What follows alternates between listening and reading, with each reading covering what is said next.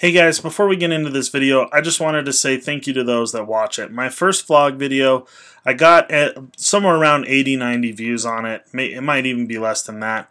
I don't remember exactly, but I know that they're not everybody's favorite videos, but honestly, this is what I intended on doing when I very first set out with to make this channel with my younger brother. And for those that do actually watch these videos, just know that I sincerely appreciate it.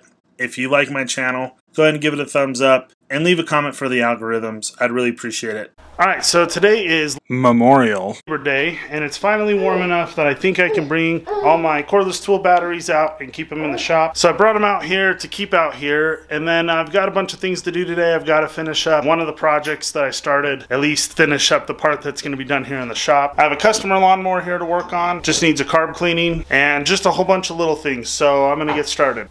So for those that aren't really into lawnmowers that watch my channel, a lot of the time people will say, oh well, if your lawnmower's not starting, it's your spark plug. In my experience, 90 to 95% of the time, in fact, I don't know if I've ever had a no start because of a spark plug. So maybe 100% of the time in my experience, it's always been a fuel issue. Where the carburetor's dirty or the fuel's just old.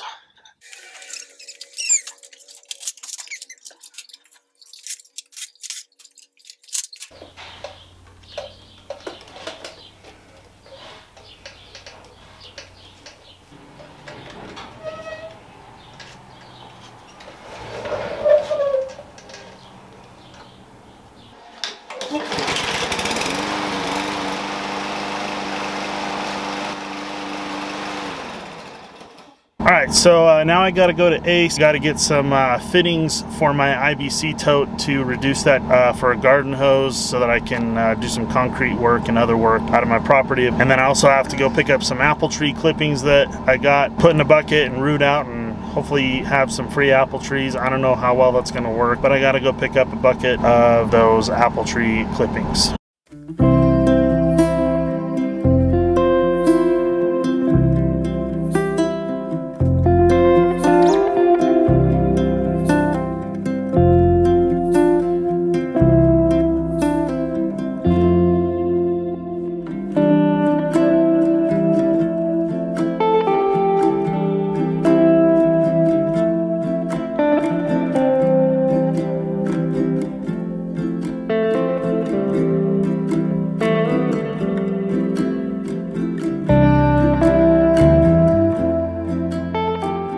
Alright, so the next thing to do is I want to make this IBC tote adaptable to a garden hose, or more like a garden hose adaptable to the IBC tote.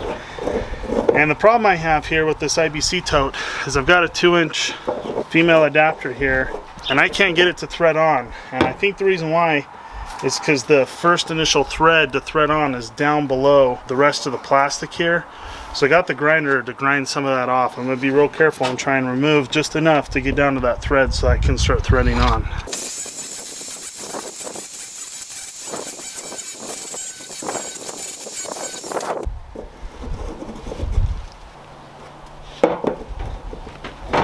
Alright, maybe we have a change of plans. Turns out this thing's metric or something, because no matter what I do, I can't get this PVC fitting on there. I went and robbed this one off of my compost tote to see if I couldn't remove this one and put this one on there, but the plastic tank itself is completely different.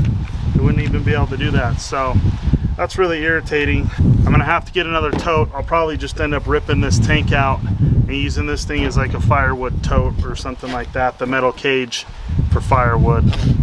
We'll see.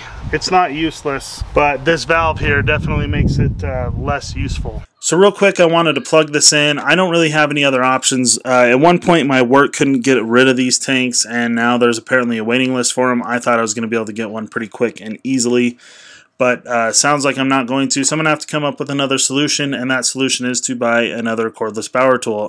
Poor me. So anyway, I'm going to pick this transfer pump up because it is cordless. It'll work with the tool line that I have, And basically I'm just going to run hose from this end into the tank, and then a hose from that end, just so I have a little bit of controllability over the water that I haul out there. Basically, right now I just have two little jobs that I need to do with some water, and that is concreting in some entrance posts. They're going to be the posts on the left and right of the entrance into our property, which will someday be our driveway. And then also I want to concrete a little footer for the base of that little scrap metal building that I'm building. And those are the two big things I want to get to. And then I also am planning to plant some trees out there. I've got the apple trees that you saw in this video, and then I've also already got some willow trees that are already in pots that I plan to plant after they root out in those pots pretty well, and get them planted out there. So I'll have to take that water tank out there about once a week and get them watered, because we don't get a ton of water. And then once we move out there, I'm sure I'll have uses for it and other tanks as well. But yeah, this is going to be a pretty good option in the meantime. Since the quick little tank project didn't work out, I thought I'd come over here and cut this tree out. I do park my trailer in between the connexes. This tree is growing behind one of the connexes, and it's just causing problems. I really do hate to cut down trees in my area because we get so little rain, and these Chinese elm trees grow naturally here. And they're not really that bad of trees, except they always just seem to grow up in the worst places. They grow up in your fences and in between your buildings and behind your buildings and right up next to anything. If they can get some shade, they will grow. And this one is growing up into the fence, so I thought it was time to get rid of it. This is actually the second time I've cut this tree down. They can grow like 36 inches a year, and I'm pretty sure this one has grown more than that. That's about 3 feet a year. It was probably about 9 feet tall. Yeah, and I cut it down about 3 years ago, so it's been getting the full 3 feet a year, and it was just time to get rid of it again. If it was anywhere else, I would have loved to have left it, but since it's ruining the fence and growing into the fence, it had to go.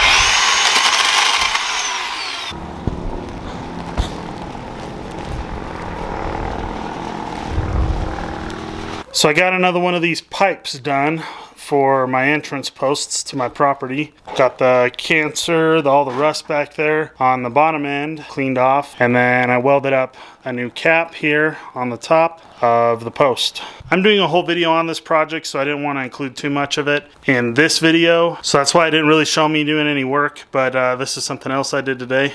Alright everyone, that's going to be it for this video from me and my almost 2-year-old son, who was making noise through this entire video, almost. We thank you for watching and hope to see you in the next video.